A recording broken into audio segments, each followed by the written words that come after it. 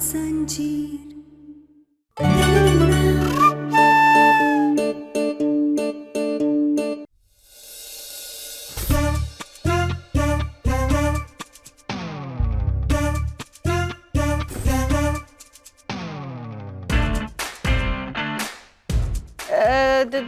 तुम कौन हो?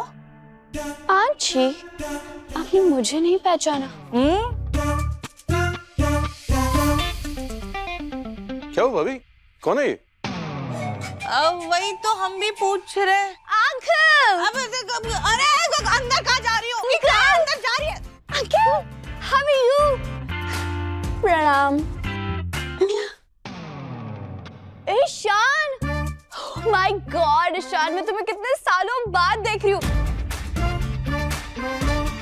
और अभी भी तुम बिल्कुल वैसे ही दिखते हो।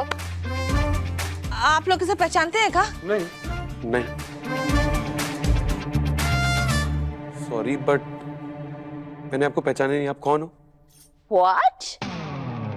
आप लोगों ने मुझे नहीं पहचाना? नहीं। आपने मुझे नहीं पहचाना? अरे मैं हूँ शीतल, आयुष्मान की बचपन की दोस्त। बहुत ही भाग्यशाली है हम जो हमारी जिंदगी में गहना आई। और धन्यवाद आपका जो आप इतनी बुरी माँ बनी और आपने हमारे साथ इतना इतना बुरा किया।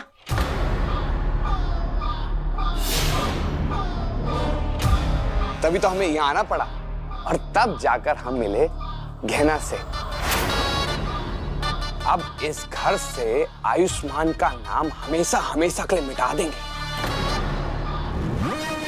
और सिर्फ एक ही नाम दिखाई देगा और सुनाई देगा, विराज विराज विराज।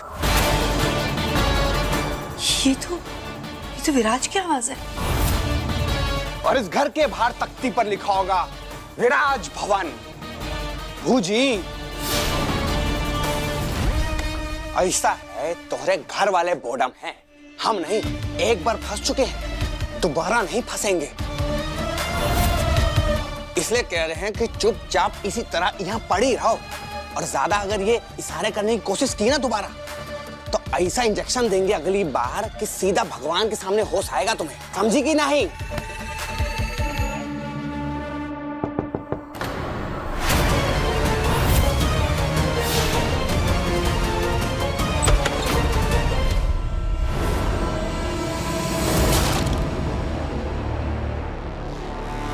अरे क्या कर रही हो ईशा?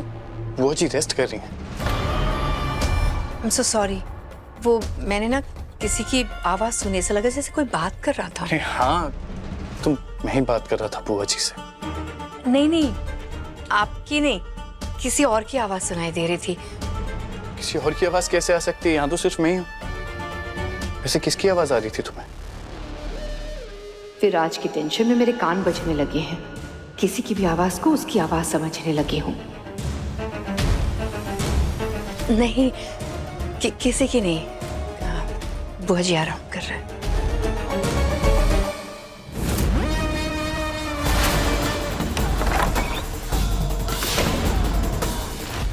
अभी सब्सक्राइब करें हमारा चैनल और पाएं मन अति सुंदर के सारे शानदार एपिसोड्स। अरे मैं इस घर में आया करती थी ना बचपन में। स्कूल के बाद हम लोग यहीं पे तो आकर खेला करते थे अलग अलग खिलौनों के साथ।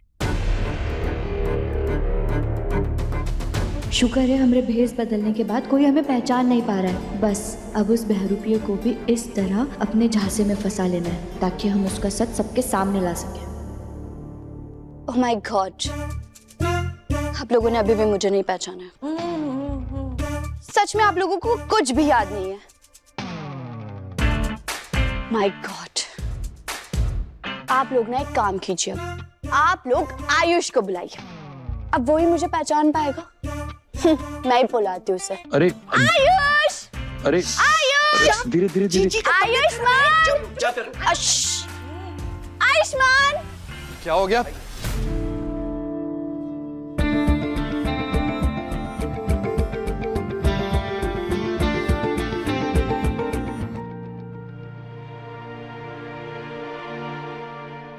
ओह माय गॉड आयुष, कितने समय बाद मैं तुमसे मिल रही हूँ।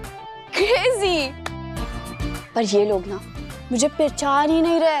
अब तुम इन्हें बताओ कि मैं कौन हूँ। कौन हो तुम? आयुष्मान ने इसका पोपट कर दिया, कौन है? What? Seriously? तुमने मुझे नहीं पहचाना? अरे मैं हूँ शीतल, तुम्हारी बचपन की दोस्त शीतल। ओ माय गॉड शीतल, अरे क्या सरप्राइज दिया तुमने?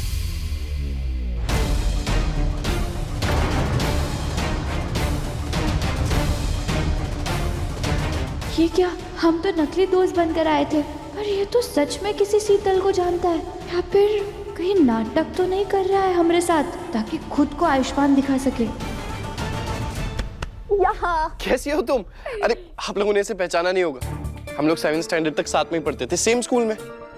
उसके बाद ये किसी दूसरे शहर शिफ्ट हो गई और उसके बाद मिलना ही नहीं हो पाया। पर अचानक यहाँ वापस कैसे आना हुआ? अरे यार वो कुछ काम से बनारस आई थी तो सोचा तुमसे भी मिल लूं।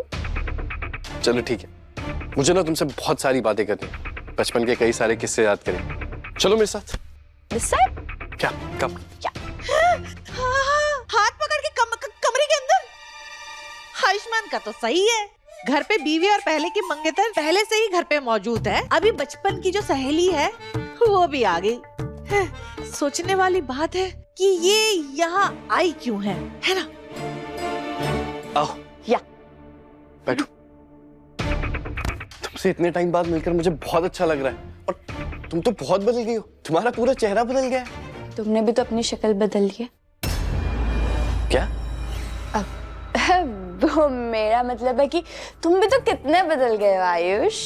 हमारी ना मजाक करने की आदत नहीं है। वैसे शायद मेरे पास ना हमारे बचपन के कुछ पिक्चर्स होंगे। एक मिनट रुको, मैं भी ढूंढता हूँ।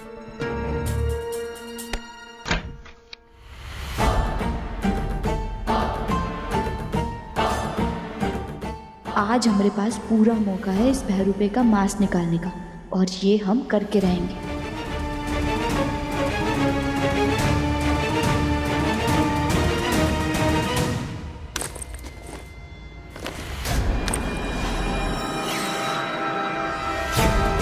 ये लिक्विड है मास्क को हटाने के लिए। जैसे आप ये लगाएंगी मास्क हट जाए। जी आपका बहुत बहुत धन्यवाद।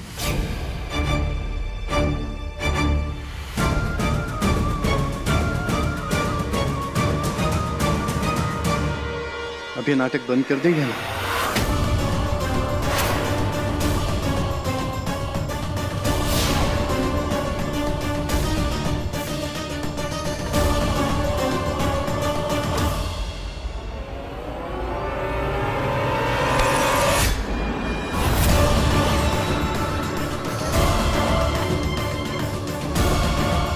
ये मास्क हटाने वाला लिक्विड तुम मेरा मास्क हटाने के लिए लाई हो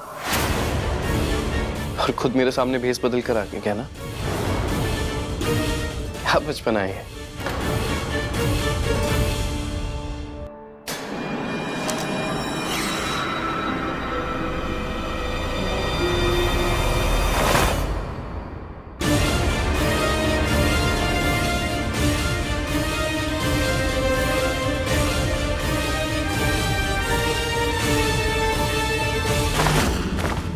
ना मुझे तो लगता था कि तुम बहुत होशियार, पर फिर तुमने वही घिसी पिटी तरकीब अपनाई। अरे मैं कितनी बार कहूं कि मेरा चेहरा असली है, और एक असली चेहरे से मास्क कैसे निकालोगी तुम? चेहरा असली है या नकली वो अभी साबित हो जाएगा।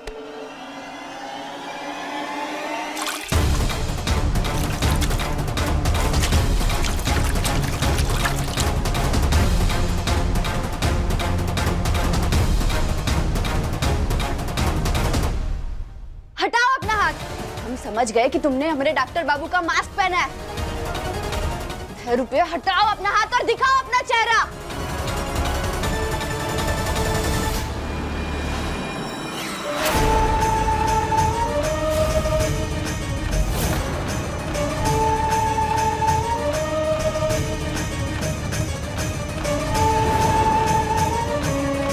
मैंने कहा था ना तुमसे कि मेरा असली चेहरा है, पर फिर भी तुमने मेरी बात पे भरोसा ना करके एक और परीक्षा ली है मेरी। पर अब तो मैं तुम पे गुस्सा कर करके भी थक गया हूं। अब गुस्सा भी नहीं आ रहा, बल्कि मुझे दया आ रही है कि सारा सच, सारे सबूत तुम्हारे सामने है, फिर भी तुम विश्वास नहीं कर पा रही हो और अब भी मुझ पे शक किए जा रही हो। उस आदमी ने तो कहा था कि इस रसायन के लगते ही मास्क तुरंत हट जाएगा, पर इनका चेहरा तो वही है। इसका मतलब है हमने फिर से गलत शक किया इन पर। वो हम बस बहुत हो गया। अभी सॉरी बोलोगी और फिर एक नई परीक्षा लेने बैठ जाओगी। मुझे तो लगता है मुझे हमेशा तैयार रहना चाहिए तुम्हें साबित करने के लिए कि मैं ही तुम्हारा डॉक्टर बनूं, क्योंकि शादी तक तो ये सिलसिला चलता ही रहेगा। ठीक है, तो मैं भी तैयार हूं। अब देखते हैं कि तुम्हारा शक जीतता है या फिर मेरा सच।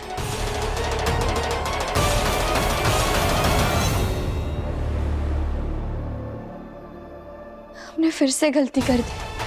हमने भेष बदल लिया, फिर भी इन्होंने हमें पहचान लिया कि हम इनके गहना है। और ये एहसास तो सिर्फ डॉक्टर बाबू को ही हो सकता है। अब हमें ये पक्का हो गया कि इन्होंने मास्क नहीं पहना। हम जानते थे कहना, तुम हमरे साथ एक खेल खेलकर हमारे ऊपर वो लिक्विड डालने वाली हो, पर हम भी बहुत तेज हैं। इस परीक्षा से निकलने का तरीका हमें पहले ही मिल गया था। ये लिक्विड है इस मास्क को हटाने के लिए। जैसे आप इस पे लगाएंगी ये मास्क हट जाएगा।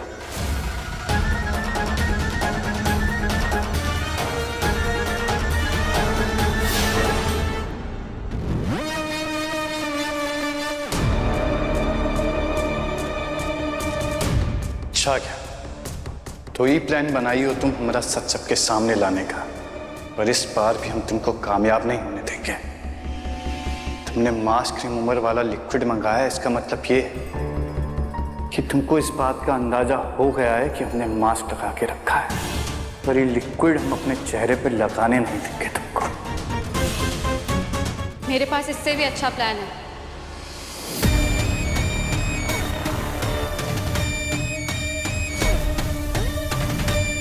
कैसा प्लान? मैंने पहले ही गहना को उस मास्क वाले से फोन पे बात करते हुए सुन लिया था, और मैं जानती हूँ कि वो क्या करने वाली है। तो अगर मेरे प्लान के हिसाब से चले तो अगर उसने तुम्हारे फेस पे वो लिक्विड डाल भी दिया तो भी तुम्हारा ये फेस मास्क निकलेगा नहीं, और तुम्हारे पास काफ़ी टाइम रहेगा दोबारा अपने चेहरे पे वो मास्क पहनने के लिए। ये क्रीम ले लो, ये फेस क्रीम अपने चेहरे पे लगा दे दो, तुम्हारा ये मास्क नहीं निकलेगा। और ये सोचने पे वो मजबूर हो जाएगी कि तुम ही उसके असली आयुष्मान हो, यानी कि उसके डॉक्टर बाबू। कमाल कर दी तुम तो, गजब। हम जितना सोचे थे उससे कहीं ज्यादा टेढ़े निकले। बेचारी गहना के पास अब इस बात पे यकीन करने के अलावा और कोनो रास्ता नहीं है कि हम ही उसके डॉक्टर बाबू हैं। उसकी दी हुई हर परीक्षा को पार किया है हमने। अब हमारी और उसकी शादी होने से कोई नहीं रोक सकता। आलिया, ये क्या कर रही है तू? ऐसे दुल्हन की तरह क्यों रेडी हो रही है? मैं दुल्हन ही तो हूँ, मेरी शादी होने वाली है आयुष्मान से। क्या? हाँ मम्मा, इस दिन का इंतजार मैंने कब से किया है। हमेशा वो गहना मेरे और आयुष्मान के बीच में आ जाती थी और आयुष्मान को मुझसे दूर कर देती थी, लेकिन अब आयुष्मान को मेरा होने से कोई नहीं रोक सकता। पर तू तो कह रही थी कि तुझे अभी तक पता नहीं चला कि आयुष्मान कहाँ है। दंगल एक्सप्रेस चैनल को सब्सक्राइब करिए।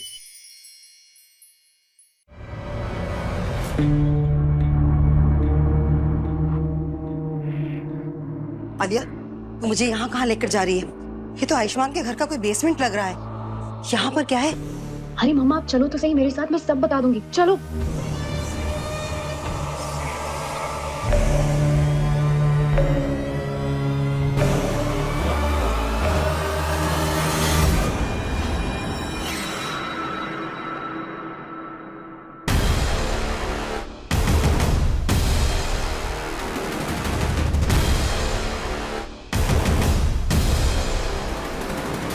आपने जैसा बताया था मैडम, हमने वो सारी तैयारियां कर दी हैं और पंडित जी को भी बुला दिया है। ये सब क्या है आलिया? हाँ, आयुष्मान को इसी के घर में छुपा कर रखा हुआ है और किसी को इस बारे में पता कैसे नहीं है? चिराग तले अंधेरा, ये कहावत तो सुनी होगी ना आपने माँ। और वैसे भी इस घर में जो इंसान रह रहा है वो असली आयुष्मान नहीं है, बल्कि उसका भय रूपिया विराज है। और अगर कहना को शक हो भी गया तो पूरी दुनिया में ढूंढेगी उसे, लेकिन कभी भी यहाँ नहीं ढूंढेगी। पर तुम्हें कब पता चला कि आयुष्मान यहाँ है?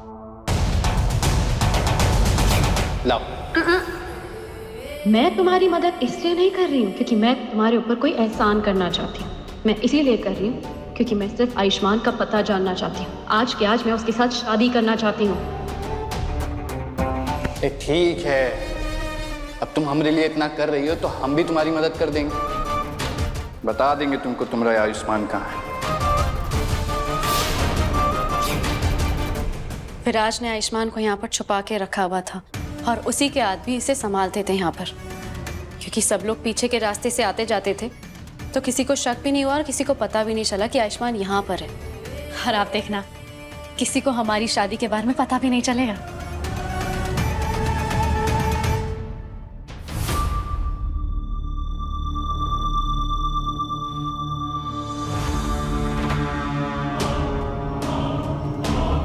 आलिया, आलिया तुम?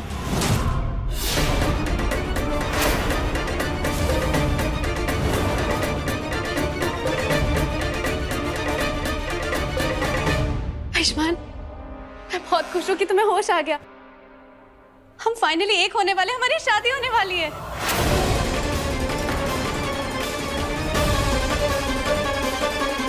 क्या बकवास कर रही हो तुम?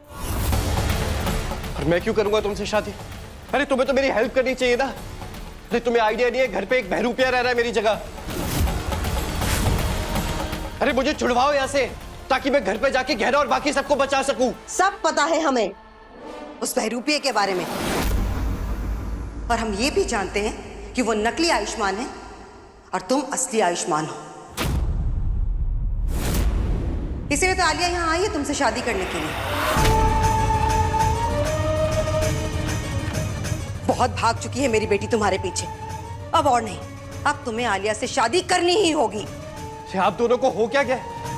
ये सब जानते हुए भी मुझे यहाँ से निकालने की बजाय आप लोग यहाँ शादी का मंडप सजा रहे हैं मेरे लिए।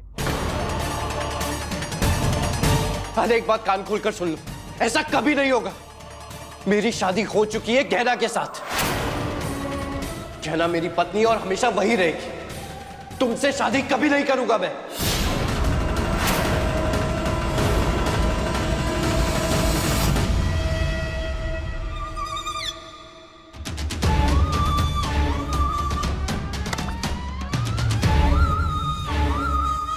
आयुष्मान मुझसे शादी करने के लिए मना कर रहा है, अब तुम ही उसे मनाओ।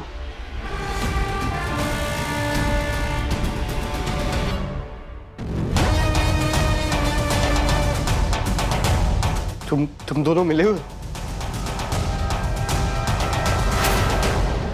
अरे हाँ आयुष्मान बाबू,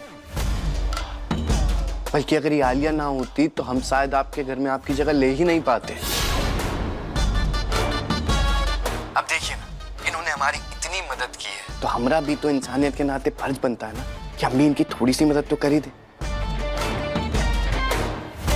तो काहे आप जिद पकड़ के बैठे हैं? शादी कर लीजिए, समस्या कहाँ है? तो समस्या ही आलिया खुद है। इसने इतना बड़ा धोखा दिया है मुझे, मेरी पीठ पे वार किया है तुमने, कहना से दूर किया है मुझे। कहना हमेशा सही कहती थी तुम्हारे बारे में, तुम अच्छी इंसान नहीं और तुम कभी नहीं सुधर सकती हो। और आप कैसी मां है? आप जानती हैं कि आपकी बेटी इतना बड़ा पाप कर रही है, उसे रोकने की बजाय आप भी उसका साथ दे रही हैं। मेरी बेटी के लिए जो ठीक है ना, मैं वही कर रही हूँ। बहुत उदास देख चुकी हूँ मैं अपनी बच्ची को, लेकिन अब और नहीं। अब इसके सुख देखने के दिन आए हैं, समझे तुम? आयुष्मान प्लीज तुम मुझ पे गुस्सा मत करो। मैंने जो कुछ भी किया है हमारे प्यार के लिए किया है, और वैसे भी शादी तो हमेशा से हमारी होने वाली थी ना। मैं हमेशा से तुम्हें अपना बनाना चाहती थी, तुम मुझसे इतना दूर चले गए, मेरे पास और कोई चारा ही नहीं था। प्लीज इस मेरे ऊपर भरोसा करो कि मैंने जो कुछ भी किया है हम दोनों के लिए किया है। तुम्हें जो करना था तुमने कर लिया, बहुत मनमानी कर ली अपनी। अब तुम जो चाहे कर लो, मैं तुमसे शादी नहीं करूंगा। अरे रुकिए आयुष्मान बाबू, कभी कभी निर्णय लेने में ना इतनी जल्दी नहीं करनी चाहिए।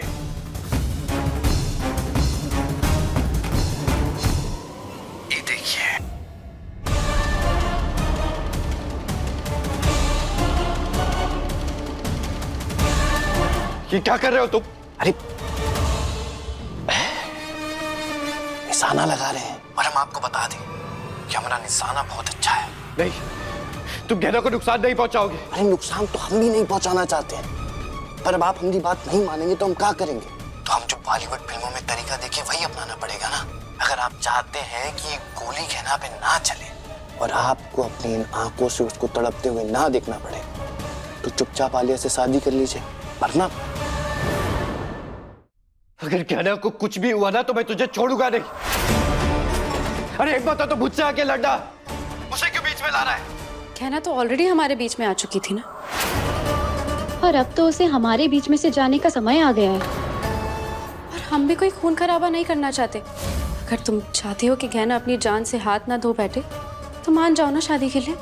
आलिया तुम ये ठीक नहीं कर रही हो। बस करो आयुष्मान, हमें तुमसे कोई सही गलत का पाठ नहीं सीखना है और ना ही तुमसे कोई बहस करनी है। अब तुम्हारे पास कोई और रास्ता नहीं बचा है, इसलिए तुम चुपचाप मेरी बेटी से शादी कर लो, समझ गए?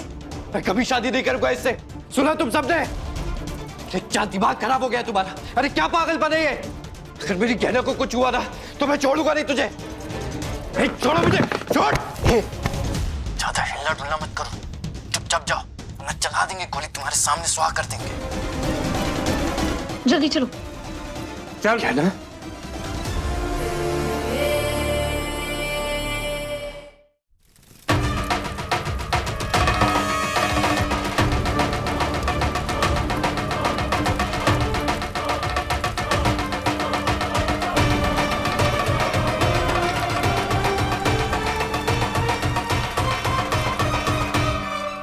कट।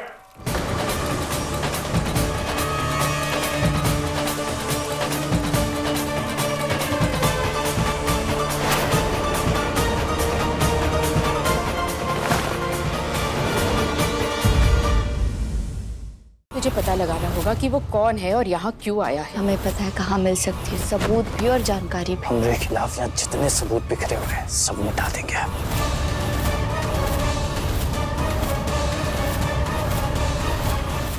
अपने पसंदीदा शो के फुल एपिसोड देखने के लिए अभी डाउनलोड करें दंगल प्ले ऐप।